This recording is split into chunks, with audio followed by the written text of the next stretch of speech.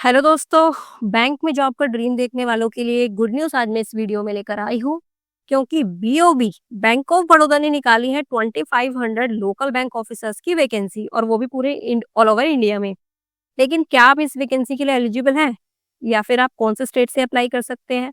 जैसे ही आपने मेरे इस वीडियो का नोटिफिकेशन देखा होगा तो सबसे पहले आपके माइंड में ये क्वेश्चंस आए होंगे। तो आपके इन्हीं क्वेश्चंस का जवाब देते हुए मैं इस वीडियो को आगे बढ़ाती हूँ। सबसे पहले मैं आपको ये बताना चाहूँगी कि लिए अप्लाई करने की जो डेट है वो स्टार्ट होगी 4 जुलाई से और जो लास्ट डेट रहेगी वो होगी 24 जुलाई। देन मैं यहाँ पे बात करती हूँ आपके एलिजिबिलिटी क्राइटेरिया की। तो जो आपका एलिजिबिलिटी क्राइटेरिया रहेगा उसमें सबसे पहले मैं बात करती हूँ एज की। तो आपकी जो मिनिमम एज रहेगी वो होगी 21 ईयर्स और जो मैक्सिमम होगी वो होगी 30 ईयर्स। बाकी एज रिलैक्सेशन जो कैटेगरी वाइज होता है, जैसे SC ST के लिए 5 इयर्स का और OBC के लिए 3 इयर्स का और PWBD के लिए अप टू 15 इयर्स का, तो ये सब जो है ये सारे रिलैक्सेशन जो है आपको यहाँ पर मिलेंगे। देन मैं बात करती हूँ यहाँ पे क्वालिफिकेशन की।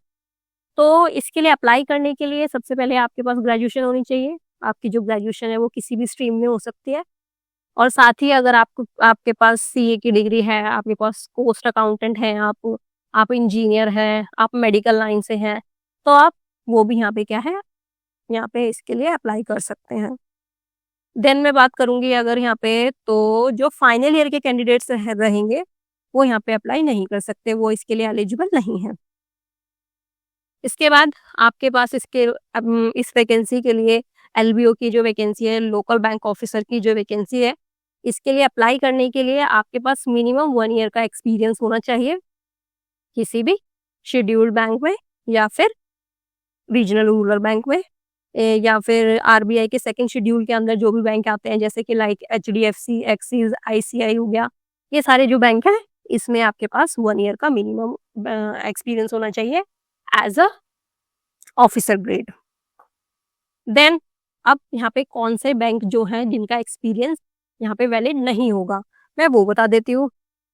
NBFC हो गया, NBFC means non banking financial companies जो होती हैं, और कोऑपरेटिव बैंक हो गया, आपका पेमेंट बैंक हो गया, ये पेमेंट बैंक, और जैसे कि आपका वो हो गया मुथूट फाइनेंस हो गया, रेजर पे हो गया, जो इनका एक्सपीरियंस होगा वो यहाँ पे कंसिडर नहीं किया जाएगा। देन आपकी जो लोकल लैंग्वेज है, हाँ जी, लोकल लैंग्वेज जिस भी आप स्टेट से आप अप्लाई करोगे उस स्टेट की आपके पास आपको लोकल लैंग्वेज जो है वहाँ की आपके पास उसमें प्रोफिशिएंसी होनी चाहिए, रीडिंग में, राइटिंग में, स्पीकिंग में एंड अंडरस्टैंडिंग में। लाइक आप गुजरात से अप्लाई करने चाह रहे हो तो आपके पास जो गुजराती लैंग्वेज है उस पर बहुत अच्छा कमांड होना चाहिए, रीडिंग में भी, राइटिंग में भी, स्पीकिंग में भी, अंडरस्टैंडिंग में भी। देन मैं यहाँ पे बात करती हूँ स्टेट वाइज वैकेंसीज की। तो जो गुजरात है, गुजरात की यहाँ पर वैकेंसीज है 1160 वैकेंसीज है। महाराष्ट्र की 485 वैकेंसी है। कर्नाटक की 450 वैकेंसी है। उड़ीसा, तमिलनाडु, पंजाब, इन सब में 50-60 वैकेंसीज है। साथ में आप जो है सिर्फ 1 स्टेट के लिए अप्लाई कर सकते हैं। अगर आप एक से ज़्यादा स्टेट के लिए अप्लाई करेंगे तो आपका जो लेटेस्ट एप्लीकेशन फॉर्म होगा सिर्फ वही आपको यहाँ पे क्या है कंसिडर किया जाएगा। उसके बाद बाकी सारे जो आपके एप्लीकेशन होंगे वो ऑटोमेटिकली रिजेक्ट हो जाएंगे। देन और हाँ, अगर आप मल्टीपल जो फॉर्म है वो आप फिल करते भी हैं तो ऑब्वियसली जब आप फॉर्म फिल करेंगे तो आप उसकी फ़ी भी पे करेंगे, लेकिन आपके फॉर्म तो रिजेक्ट हो जाएंगे लेकिन जो आपकी फ़ी है वो आपको दोबारा से रिफंड नहीं की जाएगी। देन मैं बात करती हूँ आपके ऑनलाइन टेस्ट और सिलेक्शन के बारे में। तो ये जो आपका CBT होगा, ऑनलाइन टेस्ट होगा, आपका कंप्यूटर बेस्ड टेस्ट होगा। इसमें आपके 120 क्वेश्चंस रहेंगे, 120 मार्क्स के, और इसकी जो टाइमिंग रहेगी वो भी 120 होगी। मीन्स आपको 1 क्वेश्चन के लिए 1 मार्क मिलेगा और 1 मिनट मिलेगा। आप यहाँ पे इंग्लिश के आपके पास 30 क्वेश्चंस रहेंगे, बैंकिंग के भी आपके पास 30 क्वेश्चंस रहेंगे, यहाँ पे जनरल अवेयरनेस के भी आपके पास 30 क्वेश्चंस रहेंगे, देन रीजनिंग के भी यहाँ पे आपके पास 30 क्वेश्चंस रहेंगे। तो टोटल 120 क्वेश्चंस हो गए आपके 120 मार्क्स के, और 120 आपके मिनट्स हो गए, मीन्स 2 आवर। नेगेटिव मार्किंग जो रहेगी यहाँ पे 0.25 की नेगेटिव मार्किंग रहेगी। आपका कोई भी क्वेश्चन, एक क्वेश्चन गलत हो जाता है तो आपकी जो है 0.25 जो है मार्क्स वो आपके डिडक्ट हो जाएंगे। देन अब मैं बात करती हूँ यहाँ पे क्वालिफाइंग मार्क्स की। तो जो क्वालिफाइंग मार्क्स है, जो ईडब्ल्यूएस और जनरल कैटेगरी जी के जो कैंडिडेट हैं उनके लिए क्वालिफाइंग मार्क्स 40% होने चाहिए, और जो बाकी अदर कैटेगरी के होते हैं जैसे कि SC ST या PWBD के जो हो गए उनके लिए 35% रहेंगे इसके qualifying marks. Then psychometric test के बारे में बात करते हैं। ये जो आपका जो इसका जो प्रोसेस होता है मैं उसके बारे में सबसे पहले बात करती हूँ। उसके अंदर साइकोमेट्रिक टेस्ट आएगा। सबसे पहले आपका वो होगा कंप्यूटर बेस्ड एग्जामिनेशन होगा, देन साइकोमेट्रिक टेस्ट होगा, देन आपका ग्रुप डिस्कशन होगा, देन आपका इंटरव्यू होगा। तो जो आपका साइकोमेट्रिक टेस्ट होगा जिसमें कि आपकी सेल्स एप्टीट्यूड और बैंक वैल्यूज के साथ कंपैटिबिलिटी देखी जाएगी इस टेस्ट में, तो आपको उसके लिए भी अच्छे से प्रिपेयर करना है। देन आपका ग्रुप डिस्कशन होगा, देन आपका इंटरव्यू होगा। अब मैं बात करती हूँ यहाँ पे एप्लीकेशन प्रोसेस और बॉन्ड की। तो एप्लीकेशन प्रोसेस के लिए इसका मैं एक जो अप्लाई लिंक है वो मैं आपको डिस्क्रिप्शन बॉक्स में डाल दूंगी, उसके लिए आप उसको वहाँ पे चेक कर लेना।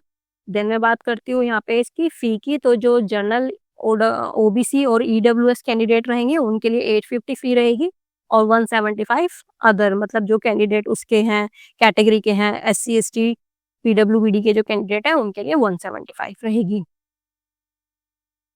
देन यहाँ पे मैं बता देती हूँ आपको यहाँ पे आपको कौन से डॉक्यूमेंट्स की आपको नीड होगी अप्लाई करते टाइम। तो सबसे पहले आपको आपकी मार्कशीट, जो भी आपकी एजुकेशन क्वालिफिकेशन की जो मार्कशीट है वो आपके पास होनी चाहिए,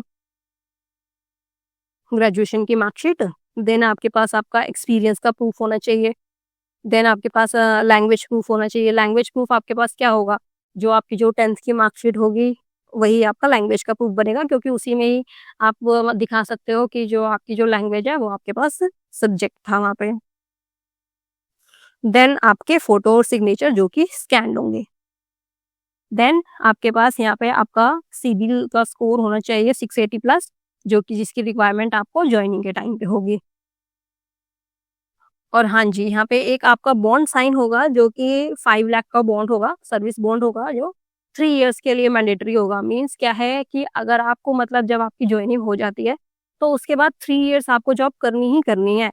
अगर आप 3 इयर्स से पहले आप जॉब छोड़ते हैं, चाहे रीजन कुछ भी हो, ठीक है, तो उसके लिए आपको बैंक को 5 लाख रुपीज पे करने होंगे। ये है इस बॉन्ड के बारे में। देन कॉमन मिस्टेक्स जो यहाँ पे आपको अवॉइड करनी है, सबसे पहले अगर आपके पास जैसे मैंने यहाँ पे बताया था NBFC हो गया, और आपका वो हो गया मुथूट फाइनेंस हो गया, और रेजर पे हो गया, और आपका फिनटेक हो गया, अगर आपके पास इसका एक्सपीरियंस है तो आप फॉर्म फिल नहीं कर सकते। तो आप अपने माइंड में ये चीज पहले से ही रख लेना, क्योंकि आपका एक्सपीरियंस वो इनवैलिड माना जाएगा, तो आपका जो तो आप उसके लिए एलिजिबल ही नहीं है। देन अपनी जो कैटेगरी है वो अच्छे से आप फिल कीजिएगा, उसका सिलेक्शन अच्छे से कीजिएगा। क्रीमी लेयर के में कई इश्यूज आ जाते हैं, तो इसके लिए आप ध्यान रखना। देन आपको जो लैंग्वेज प्रूफ है वो ज़रूर देना है, वो भी आपको ध्यान रखना है। देन आप सिर्फ एक ही स्टेट से अप्लाई करना, मल्टीपल स्टेट से आप अप्लाई कर ही नहीं सकते हो, ऑटोमेटिकली आपका फॉर्म जो है वो रिजेक्ट हो जाएगा। देन बॉन्ड का जो क्लोज है आप उसको किसी भी कंडीशन में इग्नोर मत करना, क्योंकि वो एक बहुत ही इंपॉर्टेंट पॉइंट है। देन मैं यहाँ पे बात करती हूँ प्रिपरेशन एंड स्ट्रेटेजी की। तो यहाँ पे आपको फोकस करना है banking, reasoning and local GK पे। अब बैंक का एग्जाम है, ये वैकेंसीज जो है बैंक की है, तो ऑब्वियसली बैंकिंग पे तो आपको फोकस करना ही होगा। देन रीजनिंग पे करना है और लोकल जीके पे करना है। अब बैंकिंग में आपको किस चीज पे ध्यान देना है मैं वो भी यहाँ पे बता देती हूँ। आप BO की वेबसाइट जो है आप उस पे जो उसके से अपडेट रहें, RBI की जो स्कीम्स हैं उसके साथ अपडेट रहें, मतलब उसमें जो भी इंफॉर्मेशन आती है आप उसको जो है अच्छे से गैदर करें। देन सेल्स रोल की प्रिपरेशन करें जो कि साइकोमेट्रिक टेस्ट के अंदर आएगा। देन आप अपने डेली प्लान्स बना लें। मीन्स आपको ज़्यादा पता होगा कि आपको कौन से सब्जेक्ट में आपकी कितनी प्रिपरेशन हो चुकी है, और अब आपको कौन से सब्जेक्ट को, कौन से सेक्शन को कितना ज़्यादा टाइम देना है। अगर आपकी प्रिपरेशन जो है जीके में कम है तो आपको उसको 2 या 4 आवर्स भी देने पड़ेंगे। तो ये आपके ऊपर डिपेंड करता है, बट डेली प्लान ज़रूर बनाना। साथ में मॉक टेस्ट भी लेना स्टार्ट कर देना। अब मैं आपको यहाँ पे दिखा देती हूँ प्रीवियस ईयर्स की जो कट ऑफ जा गई है, मैं उसके बारे में एक बार आपको यहाँ पे दिखा देती हूँ। ये एस्टिमेटेड कट ऑफ है। तो जैसे कि आप यहाँ पे देख सकते हैं, गुजरात में जो ये ग्रीन कलर में ये SC/ST की कट ऑफ है, जो रेड कलर में OBC की है, एंड जो ब्लू कलर की है वो जनरल की है। तो गुजरात की आप यहाँ पे कट ऑफ देख सकते हैं, 80 से हाई गई है। देन महाराष्ट्र की जो है वो 80 से वो अराउंड 80 के ही है। और कर्नाटक की भी आप देख सकते हैं, उड़ीसा, पंजाब, आप इन सबकी जो है स्टेट्स की कट ऑफ देख सकते हैं। मैंने वैसे ऊपर ये पॉइंट बताया था कि जो कट ऑफ है वो जनरल और EWS कैंडिडेट की अराउंड 40% तक होती है, और जो रिजर्व कैटेगरी SC/ST PWD के जो कैंडिडेट रहते हैं उनकी अप्रोक्स 35% के अकॉर्डिंग जाती है, के करीब जाती है। अब मैं बात करती हूँ यहाँ पे ग्रुप डिस्कशन और इंटरव्यू की। तो सबसे पहले आपको आपकी जो लोकल लैंग्वेज होगी जिसमें आप फॉर्म अप्लाई करोगे जिस स्टेट के लिए, तो वहाँ की जो लोकल लैंग्वेज है उस पे आप अपनी स्पीकिंग में फ्लुएंसी कर लो, ठीक है। तो फ्लुएंसी आपको इंग्लिश में मतलब उसमें उस लैंग्वेज में आपको करनी है, फ्लुएंसी भी करनी है, देन आपको रीडिंग में भी अच्छी होनी है और वो राइटिंग में भी, and then most important point understanding में भी। देन आपको BOB के जो सारे प्रोडक्ट्स वैल्यू जो डिजिटल जो है, डिजिटल ऑफरिंग जो है, इन सब से मतलब ऑल ओवर जो BOB है उसके सभी पॉइंट्स को आपको ध्यान में रखते हुए इसके लिए प्रिपरेशन करना है। मतलब BOB की जो वेबसाइट है उसके जो पूरे उसको अच्छे से टाइम टू टाइम आप रेगुलर चेक करते रहना, उस पर कोई भी इंफॉर्मेशन आती है तो आप उसको देखते रहना। देन मैंने आपको बता दिया है कि आपको सेल्स रोल की प्रिपरेशन करनी होगी जो कि साइकोमेट्रिक टेस्ट के अंदर आता है। देन आपको अपने मॉक टेस्ट लेने होंगे, आप ग्रुप डिस्कशन की प्रिपरेशन करनी है। ग्रुप डिस्कशन के अंदर आएंगे ये कौन कौन से टॉपिक आ सकते हैं वो मैं आपको बता देती हूँ। इकोनॉमिक्स के होंगे, बैंकिंग के होंगे और रूरल आउटरीच के होंगे। मतलब अब बैंक का एक वैकेंसी है तो यही सब टॉपिक होंगे। देन आपको अपनी बॉडी लैंग्वेज पे फोकस करना होगा और देन अपनी क्लैरिटी पे भी ध्यान देना होगा। मतलब आपको जो भी आप जैसे आपका इंटरव्यू होगा तो आपकी जो वे ऑफ टॉकिंग होना चाहिए उसमें क्लैरिटी होनी चाहिए। देन बोनस टिप्स जो मैं यहाँ पे आपको देना चाहूंगी, अब मैं उनके बारे में बात यहाँ पे कर लेती हूँ। जी हाँ, बोनस टिप्स। तो सबसे पहले आप क्या करना, मैं आपसे ये कहूंगी कि आप उस स्टेट को चूज करना जिसमें कंपटीशन लो हो। अगर आप एलिजिबल हो, आपके पास उस स्टेट की जो लोकल लैंग्वेज है, अगर आपके पास उस लैंग्वेज में कमांड है तो आप उसी स्टेट को चूज करना जहाँ पे कंपटीशन कम हो। क्योंकि मैंने जैसे आपको वो जो मैंने एक ग्राफ दिखाया था उसमें कि जिस भी स्टेट में कंपटीशन कम होगा वहाँ की जो कट ऑफ जाएगी वो भी कम जाएगी, तो वहां पर आपके जो चांसेस हैं वहां पे ज्यादा हो सकते हैं। साथ में अपनी लोकल लैंग्वेज के जो मार्क्स होंगे 10th-12th में उनको इंश्योर जरूर करना है। अपनी टाइमली अपनी जो डेली प्रोग्रेस है वो स्टार्ट कर दो, और जो बॉन्ड है जो आपका 3 इयर्स का वो भी, उसको भी आपको इग्नोर बिल्कुल भी नहीं करना है। देन फॉलो करना है RBI को, SBI को, SEBI को और BOB के सोशल हैंडल्स को। किस चीज के लिए? अपनी अवेयरनेस के लिए। अब जो कैंडिडेट जो हैं जिन्होंने क्या है कि अ, जिन्होंने मेरी ये पूरी वीडियो देखी है और साथ में वो SBI का CBO का फॉर्म भी देख चुके हैं, वो ये चीज नोटिस कर रहे होंगे कि जो इसमें मैक्सिमम जो चीजें हैं वो क्या है, CBO का जो सर्कल बेस्ड ऑफिसर का जो एग्जाम है उसी के लिए है, उसी के जैसा है लाइकली। इवन यहाँ पे जो इनका पे स्केल है, पे स्केल के बारे में मैंने यहाँ पे बताया नहीं है पर अब बता देती हूँ। जो पे स्केल है वो भी क्या है, यहाँ पे इनका एकदम सेम पे स्केल रहेगा।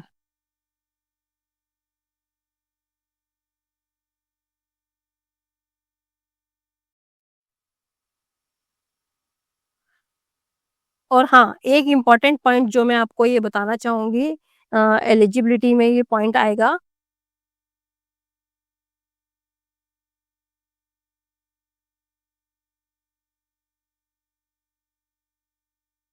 हाँ जी, तो एलिजिबिलिटी में ये पॉइंट आएगा जब आप फॉर्म इसके लिए अप्लाई करेंगे, तो आप स्टेट जो है, मैंने आपको बताया कि आपको वही स्टेट चूज़ करना है जिसमें आपकी कमांड हो लैंग्वेज में, जिसकी लोकल लैंग्वेज में आपको कमांड हो। साथ में इस पॉइंट को अपने माइंड में रखते हुए आप अप्लाई करना कि जिस भी स्टेट को आप चूज़ करोगे, आपको 12 इयर्स तक उसी ही स्टेट में आपको जॉब करनी है। हाँ, वो बात अलग है, अगर ग्रेड 4 स्केल 4th की जो ग्रेड में अगर आपका प्रमोशन हो जाता है, तो जहाँ पर भी आपका प्रमोशन होगा वहाँ पे आपकी पोस्टिंग होगी।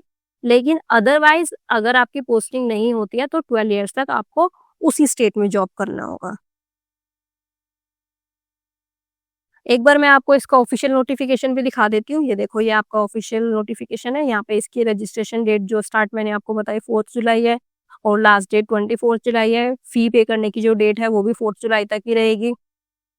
ये यहाँ पे इसका पोस्ट नेम और ये स्केल है इसका, वैकेंसीज़, मैक्सिमम एज, जो भी कैंडिडेट चाहते हैं वो इसका ऑफ़िशियल नोटिफ़िकेशन में देख सकते हैं, ये सारी वैकेंसीज़ हैं।